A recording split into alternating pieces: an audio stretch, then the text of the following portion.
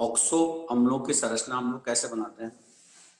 तो हमने कहा था सेंटर एटम के साथ जो केंद्रीय परमाणु है उसके साथ जितने H हो उतने OH लगा दो और बाकी के बंद पूरे कर दो। ये जो OH लगाने का कंसेप्ट है ये किस पर डिपेंड करता है? तो ये डिपेंड करता है क्षारकता पर, अम्ल की क्षारकता पर। तो जो फास्फोरस होता है, फास्फोरस वाले ऑक्सम जब हमें बनाना है तो थोड़ा सा हमें सावधान हो जाना है। फास्फोरस के ऑक्सी अम्ल ये बोर्ड में कई बार पूछे हैं। फास्फोरस के ऑक्सीजन, सल्फर के भी पूछे हैं उससे पहले और क्लोरीन के भी पूछे हैं, लेकिन फास्फोरस के सबसे ज्यादा बार पूछे हैं। बहुत इंपॉर्टेंट टॉपिक फास्फोरस के ऑक्सीजन। जब हमें फास्फोरस के ऑक्सी अम्ल की संरचना बनानी है तो हम लोग क्या करेंगे, यहाँ पर हम यहाँ पर क्षारकता का कंसेप्ट काम में लेंगे। क्षारकता क्या होगी? तो कोई भी अम्ल जितने H प्लस त्यागता है उसको हम उस अम्ल की क्षारकता कहते हैं। जैसे मैंने आपसे कहा अम्ल के साथ मैंने कहा क्षारकता। क्षारकता की परिभाषा क्या बता रहा हूँ? त्यागे गए H प्लस आयनों की संख्या को हम लोग क्षारकता कहते हैं। जितने H प्लस आयन त्यागे जा सकते हैं उसको हम लोग अम्ल की क्षारकता कहते हैं। तो फास्फोरस की ऑक्सी अम्लों की संरचना बनाते समय हमें क्या ध्यान रखना है? हमें फास्फोरस के ऑक्सी अम्लों की क्षारकता ध्यान रखनी है। क्या ध्यान रखनी है? क्षारकता। क्षारकता पता होगी तो ही हम बना पाएंगे, नहीं तो गलत बनेगा। तो अम्ल मैंने कहा पहला अम्ल H3PO4, जो H3PO4 है। Second H3PO3, third H3PO2।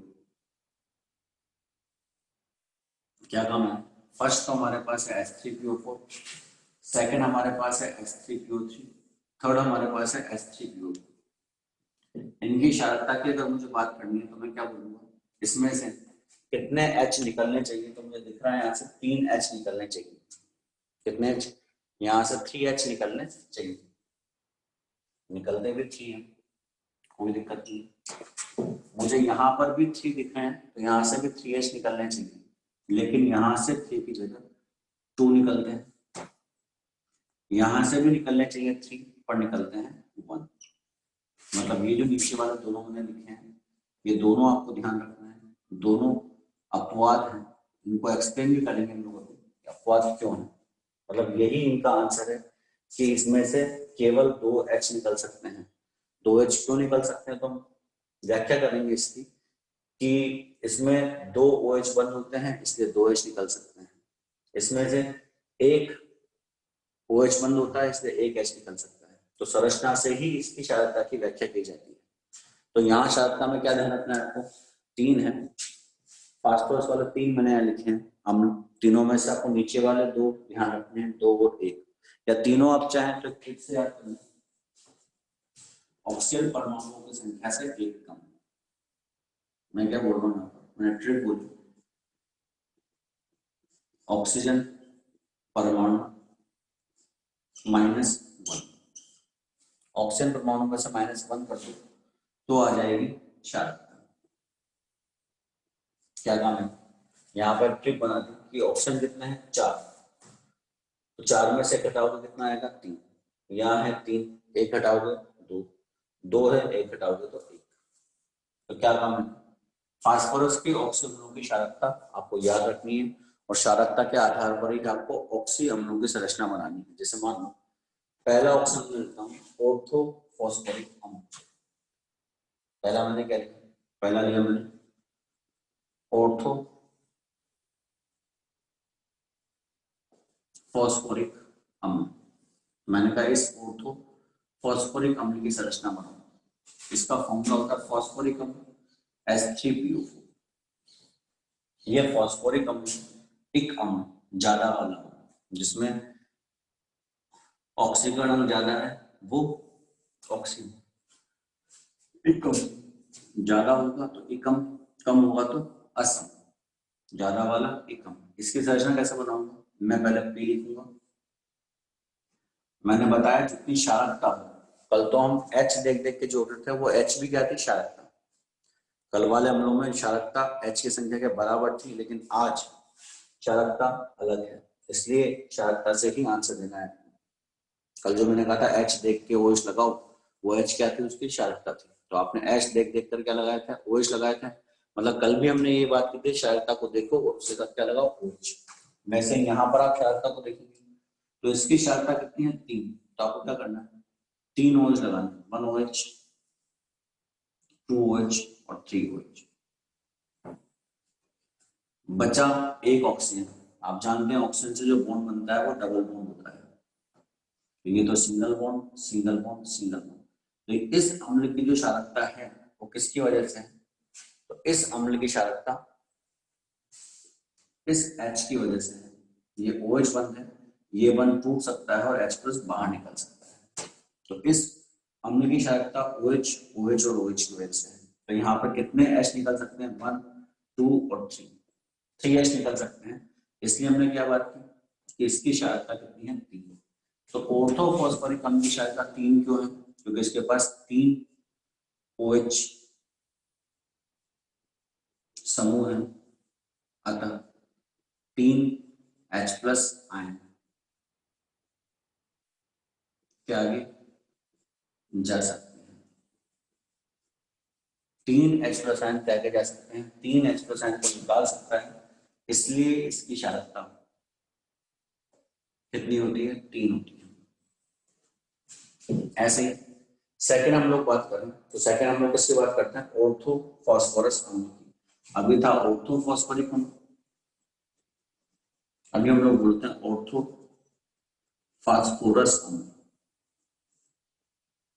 अभी लगाया था एक, अभी लगाया अस, फास्फोरस कम हो जाएगा, मतलब H3PO3 क्या हो जाएगा, H3PO3।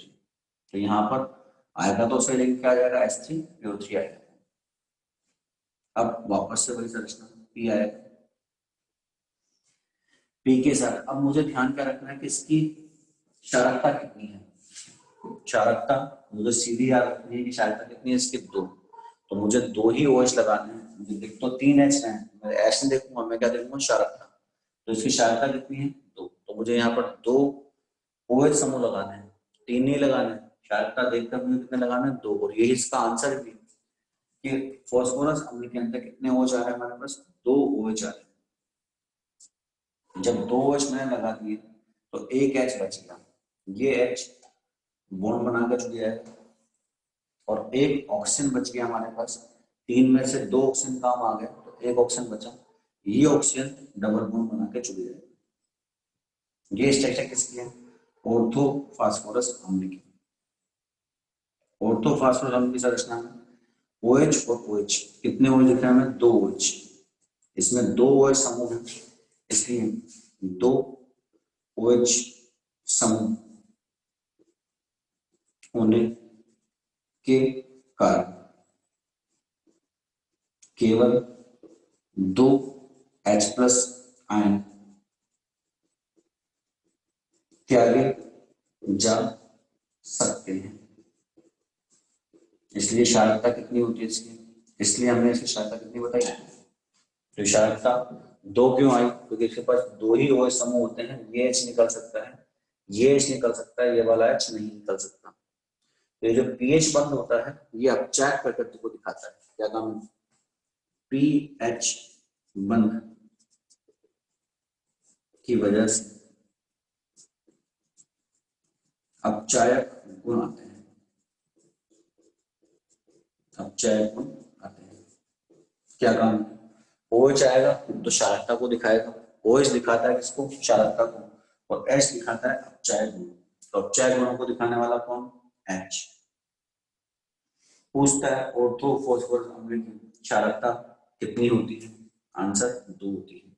2 ही क्यों होती है, H तो 3 है, ये वाला एक H सीधा जुड़ा हुआ है, इसलिए ये बंद टूटकर बाहर नहीं निकल पाता। ये और ये 2 ही H निकल पाते हैं, इसलिए क्षारकता कितनी होती है इसकी, 2। जितने OH उतनी क्षारकता, तो हमने उल्टा पकड़ लिया। हमने पहले क्षारकता याद कर ली। क्षारकता भी कैसे याद की हमने, O-1, जितने O हो उससे एक कम क्या याद कर ली, क्षारकता। जैसे मैंने थर्ड का तो सबसे ज्यादा बात पूछा हुआ है, फर्स्ट कौन सा था, ऑर्थोफॉस्फोरस।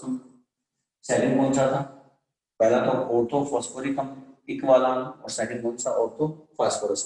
अब थर्ड जो मैं बात कर रहा हूँ वो है हाइपोफॉस्फोरस। हाइपो का मतलब जब कम हो जाता है तो उसको बोलते हैं हाइपो। थर्ड लिया मैंने हाइपो फॉस्फोरस, कम हो गया, अस से भी कम हो गया, इसको क्या बोलो, हाइपोफॉस्फोरस। क्या बोला, हाइपोफॉस्फोरस।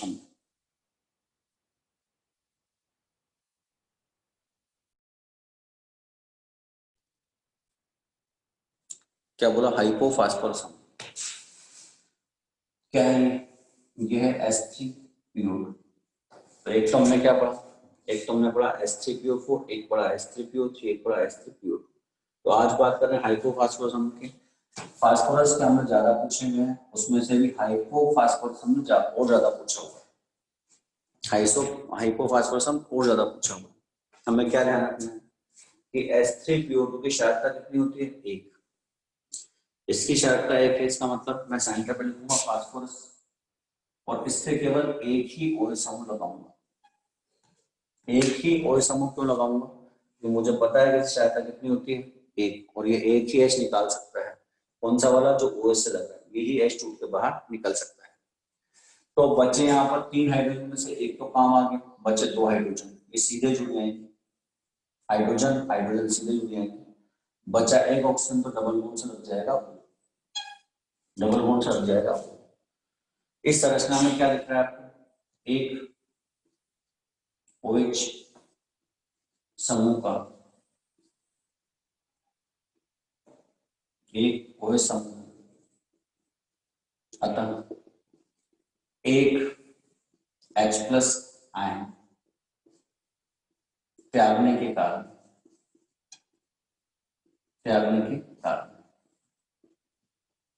क्षारकता एक होती है। इसकी क्षारकता एक क्यों होती है, यह हमारे लिए इंपॉर्टेंट प्रश्न। तो वहां एग्जाम में जब प्रश्न पूछा कि क्षारकता एक क्यों होती है, तो आप पहले इसकी संरचना बनाएंगे और बोलेंगे इसके पास एक ही OH समूह है, तो एक ही बंध टूट सकता है, एक ही H निकल सकता है। इसकी क्षारकता कितनी होती है, इसकी एक। वो मुझे बताओ ये अच्छा अपचायक क्यों होता है, यह अच्छा अपचायक, यह अच्छा अपचायक होता है। अब यह अच्छा अपचायक क्यों होता है, तो यह अच्छा अपचायक इसलिए होता है क्योंकि इसके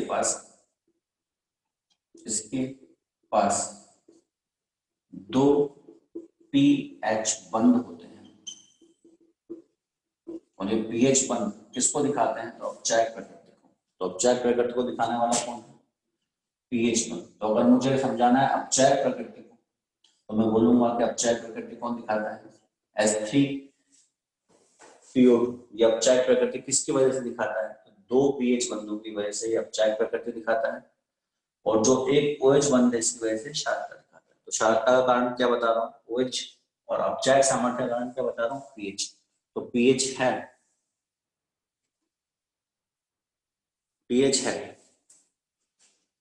तो अपचायक प्रकृति, और अगर OH है तो क्षारकता। तो OH का संबंध किससे बताया, क्षारकता से, और pH का संबंध किससे बताया, अपचायक प्रकृति से। अपचायक प्रकृति का इससे संबंध है, जैसे मानो सिल्वर नाइट्रेट की क्रिया कराते हैं हम लोग किससे, H3PO2 से। किसकी क्रिया कराते हैं, सिल्वर नाइट्रेट की क्रिया कराते हैं हम H3PO2 से। अगर हम सिल्वर नाइट्रेट की क्रिया पानी के साथ और H3PO2 के साथ कराते हैं, H3PO2 का नाम हाइपोफॉस्फोरस अम्ल। अगर इसके साथ हम लोग करवाते हैं तो हम लोग क्या देखते हैं कि ये अच्छा अपचायक है। ये क्या है, अच्छा अपचायक है। अच्छा अपचायक है तो क्या करेगा, ये इसका अपचयन करता है। तो ये अच्छा अपचायक है, इसलिए क्या करेगा, AgNO3 को अपचेत कर देगा चांदी के अंदर। किसमें चेंज कर देगा, चांदी के अंदर। खुद अपने आप को चेंज कर लेगा H3PO4 के अंदर। क्या कहा, जो सिल्वर का नाइट्रेट है ये अपचायक है, क्या कहा, ये अपचायक, ये अपचायक क्यों है? क्योंकि ये इसका अपचयन कर देता है किसके अंदर, चांदी के अंदर, HNO3 बना देगा। और जो खुद है ये खुद H3PO3 में चेंज हो जाएगा। या H3PO3 का मतलब वो अपने चार्ज को बढ़ा लेगा। H3PO3 या एक ऑक्सीजन अगर देखें हम लोग तो H3PO4 में चेंज हो जाएगा। इसमें चेंज हो जाएगा H3PO4 के अंदर। क्या कहा आपसे कि ये अपचायक है, इसको सिद्ध करने के लिए कोई क्रिया लिखो। अगर ये अपचायक है, मुझे इस क्रिया को दिखाना है तो मुझे क्या करना पड़ेगा, यहाँ पर एक क्रिया लिखनी पड़ेगी। सिल्वर नाइट्रेट को ये अपचेत कर देता है किसके अंदर, सिल्वर के अंदर। सिल्वर नाइट्रेट को अपचेत करता है किसमें, सिल्वर। कौन, तो H3PO, तो ये अपचायक किसकी वजह से, पीएच बंद की वजह से अपचायक, और ये अपचेत कर देता है किसमें, चांदी के अंदर। तो ये आप समझकर मेंशन कर सकते हैं। खुद तो ऑक्सीकृत हो जाएगा, खुद तो अपने ऑक्सीजन बढ़ा लेगा, लेकिन चांदी को कम कर देगा। इसका मतलब ये इसके अपचायक प्रकृति को शो करता है, किसको, H3PO3 की। तो अगर अपचायक प्रकृति की समीकरण पूछ ले तो आप लिख सकते हैं। इसके अलावा अगर मैं आपसे बात करूं तो H3PO2 की एक और इंपॉर्टेंट रिएक्शन हमारे पास आती है जो BDC के अंदर आती है। आप चाहे तो यहाँ याद कर सकते हैं, C6H5N2Cl। इसी क्रिया हम लोग H3PO2 के साथ कराते हैं, साथ में पानी होता है। तो इसकी क्रिया से एक तो बेंजीन बनता है, C6H6 बन जाता है, बेंजीन बन जाता है, N2 गैस बाहर निकल जाती है, N2 गैस बाहर निकल जाती है। ये H3PO3 में चेंज हो जाता है और HCl का निकल जाता है बाहर। ये पूरी क्रिया चलती है। इसका नाम बेंजीन डाई एजोनियम क्लोराइड है। इसका नाम बेंजीन डाइएजोनियम क्लोराइड है। क्या काम है, बेंजीन डाइएजोनियम क्लोराइड। ये H3PO2 के साथ क्रिया करेगा, जल के साथ क्रिया करेगा, तो खुद तो अपने आप का ऑक्सीजन बढ़ा लेगा, मतलब खुद तो ऑक्सीकृत हो जाएगा, खुद का तो ऑक्सीजन करेगा, मतलब खुद जो है ये क्या करेगा, ये दूसरे वाले का अपचयन कर देगा। तो H3PO2 दूसरे का तो अपचयन करता है, लेकिन खुद का क्या कर लेगा, ऑक्सीजन, खुद में ऑक्सीजन जोड़ लेगा।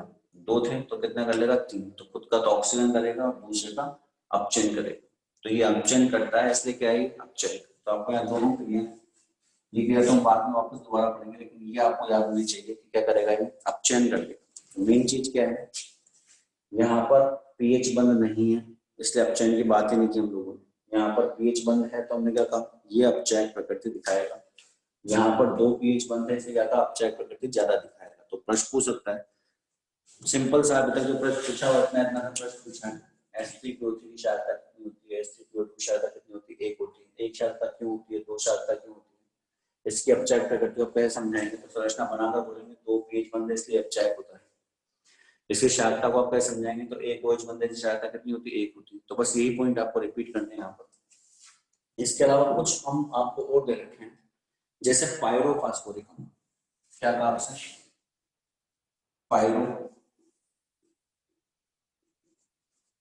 पायरोफॉस्फोरिक अम्ल, इसकी संरचना आपको बनानी है। पायरोफॉस्फोरिक अम्ल की संरचना बनानी है, कैसे बनाएंगे, फॉर्मूला क्या होगा, तो आप H2SO4 लिखें 2 बार, सॉरी H3PO4 लिखे, आप फास्फोरिक अम्ल लिखें H3PO4 एक बार लिखा, ये लिखा हुआ H3PO4। फॉस्फोरिक अम्ल, ये लिखा हुआ फॉस्फोरिक अम्ल, ऑर्थो फॉस्फोरिक अम्ल, तो इसको 2 बार लिखे, एक बार और 2 बार, और इसमें से आप H2O को बाहर निकाल दें, तो 3 और 3 ये होते हैं 6। 6 में से आपने 2 H को बाहर निकाला तो बचेगा 4, H4। P और P मिलेगा तो P2 हो जाएगा, H4P2। H2O निकालने के लिए आपने 2 तो H को निकाला, एक ऑक्सीजन निकाला, तो ऑक्सीजन कितना है, 4 और 4 8, 8 ऑक्सीजन है, आपने 8 में से एक ऑक्सीजन को निकाल लिया, यहाँ बच जाएगा 7। तो ये फॉर्मूला किसका है, पायरोफॉस्फेरिक अम्ल का। तो पायरोफॉस्फेरिक अम्ल जो था उसमें 2 में से एक पानी को बाहर निकालते हैं तो H4P2O7 बन जाता है। ये H4P2O7 कैसे बनता है तो इसके डिटेल में बात करें हम लोग। तो पहले P आता है, फिर P आता है, 2 बार क्या आएंगे P आएंगे। ये स्ट्रक्चर वैसी ही है जैसे फास्फोरिक एसिड की स्ट्रक्चर है। ऑर्थो फास्फोरिक एसिड की स्ट्रक्चर कैसे है, यहाँ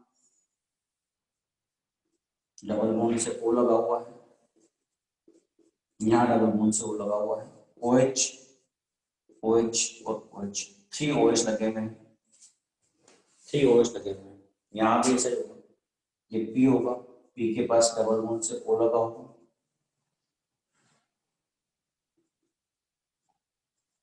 यहाँ पर OH OH और OH लगा होगा।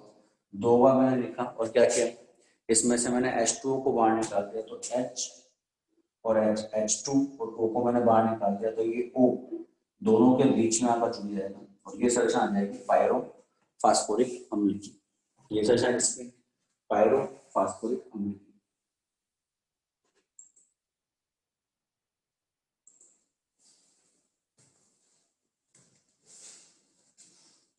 ऐसे ही हमारे पास आता है पोली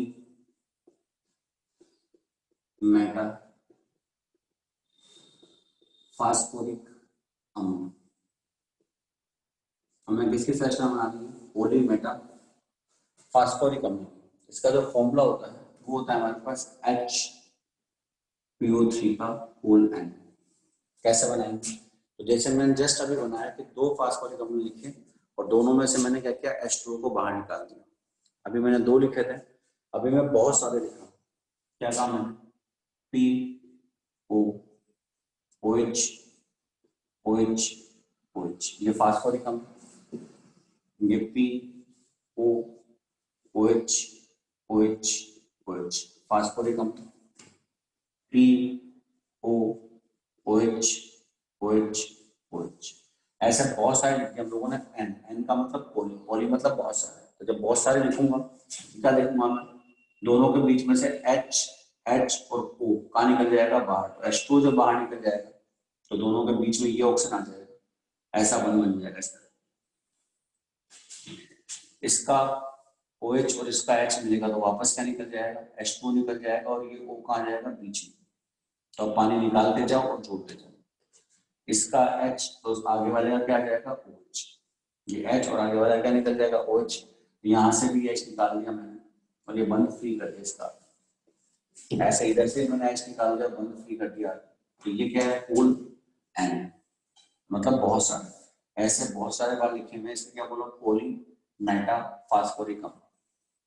अगर यही साइक्लोमेटा फास्फोरिक अम्ल होता, साइक्लोमेटा फास्फोरिक अम्ल होता, क्या बोला, साइक्लोमेटा फास्फोरिक अम्ल, तो यहाँ क्या होता, जहां हमने पोली लगाया था वहां हम लोग क्या बोलेंगे HPO3 का फुल थ्रेड्स। मतलब हम लोग क्या करेंगे, यहाँ पर सेम अगर N होगा तो बोलेंगे पोली, और जहां पर 3 लगाएंगे तो बोलेंगे साइक्लोमेटा फास्फोरिक अम्ल। संरचना कैसी, अब साइकिल बनानी है आपको, तो PO POP